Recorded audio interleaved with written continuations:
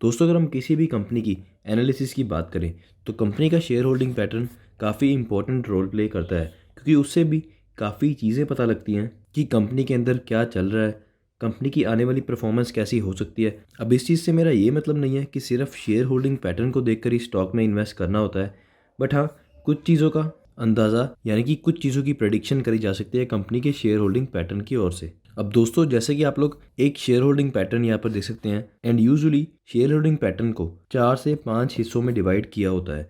जैसे कि यहाँ पर promoters, F I eyes, T Is, public and others. And जैसा कि मैंने अभी रिसेंटली बोला कि शेयर होल्डिंग पैटर्न से कुछ चीज़ें प्रिडिक्ट करी जा सकती हैं जो कि प्रमोटर के स्टेक से हम प्रिडिक्ट कर सकते हैं। अगर तो दोस्तों टाइम के साथ साथ प्रमोटर्स अपना स्टेक बढ़ा रहे हैं कंपनी के अंदर, तो देयर इज़ पॉसिबिलिटी कि कंपनी में कुछ अच्छा हो सकता है। एंड अगर प्रमोटर अपना स्टेक टाइम के साथ साथ कम कर रहे हैं तो देयर इज़ पॉसिबिलिटी कि कंपनी के अंदर कुछ बुरा हो सकता है, कंपनी की परफॉर्मेंस डाउन जा सकती है, क्योंकि प्रमोटर्स को हमेशा पता होता है कि आने वाले टाइम में कंपनी कैसा परफॉर्म कर सकती है, तो उसके अकॉर्डिंग वो स्टेक बाय एंड सेल करते रहते हैं। दोस्तों अगेन यहाँ पर एक चीज़ रिपीट करना चाहूँगा कि इसका मतलब ये नहीं है कि आपको शेयर होल्डिंग पैटर्न को देखकर किसी भी स्टॉक में इन्वेस्ट करना है। अगर प्रमोटर्स अपना स्टेक बढ़ा रहे हैं तो आप भी उसमें इन्वेस्ट करने लग जाएं, अगर प्रमोटर्स कम कर रहे हैं तो आप भी उसमें सेलिंग करने लगे। ऐसा बिल्कुल भी नहीं करना है, क्योंकि प्रमोटर्स अक्सर गेम्स भी खेलते रहते हैं, क्योंकि उनका काम है शेयर मार्केट से पैसे बनाना।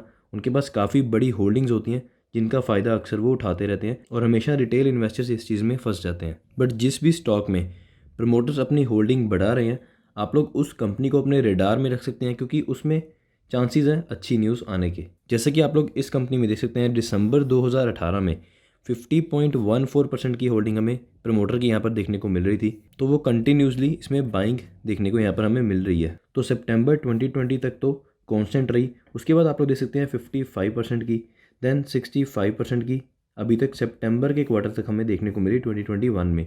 अब दोस्तों कल के दिन यानी कि 23 नवंबर को रिसेंटली हमें एक न्यूज़ सुनने को मिली है जिसमें प्रमोटर्स ने और भी काफ़ी बाइंग करी है। लगभग 3.7% तक का स्टेक एडिशनल बाई किया गया है प्रमोटर्स की तरफ से। यानी कि जो आने वाली अपडेट आएगी इस शेयर होल्डिंग पैटर्न की, उसमें 68% के आसपास हमें प्रमोटर की होल्डिंग देखने को मिल सकती है। एंड दोस्तों प्रमोटर्स अक्सर तभी कंपनीज में स्टेक बढ़ाते हैं जब उन्हें लगता है कि आने वाले टाइम में कंपनी काफ़ी अच्छा परफॉर्म कर सकती है। तो न्यूज़ के ऊपर डिटेल में जाने से पहले आप लोगों के साथ कुछ और पॉइंट्स यहाँ पर मैं शेयर करना चाहूँगा। एंड इसी न्यूज़ के चलते कल के दिन काफ़ी लोगों के इंस्टाग्राम पेज के ऊपर मैसेजेस भी आए थे, तो उन क्वेरीज का आंसर भी इस वीडियो की एंड में मैं देने की पूरी कोशिश करूँगा।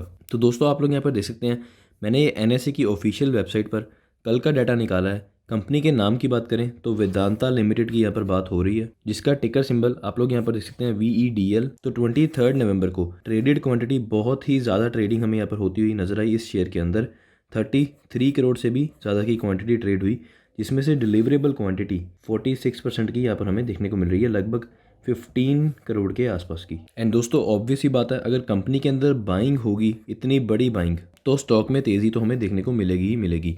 तो कल के दिन 23 नवंबर को आप लोग यहाँ पर देख सकते हैं स्टॉक में लगभग 8% तक की तेज़ी हमें देखने को मिली थी। स्टॉक की ओपनिंग 344.9 के प्राइस पर हुई थी, एंड कल के दिन स्टॉक ने हाई बनाया 361 रुपीज़ का।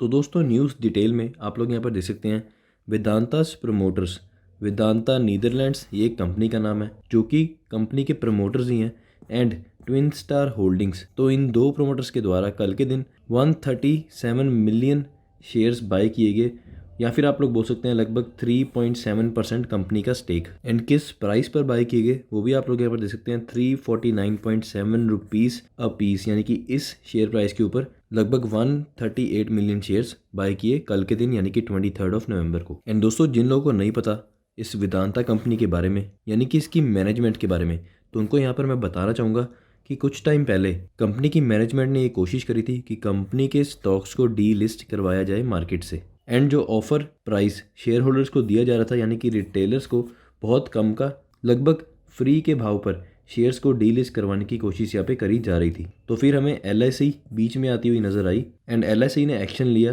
कि इतने कम प्राइस पर हम स्टॉक्स को डी लिस्ट, यानी कि कंपनी को वापस नहीं देंगे इतने कम प्राइस पर शेयर्स।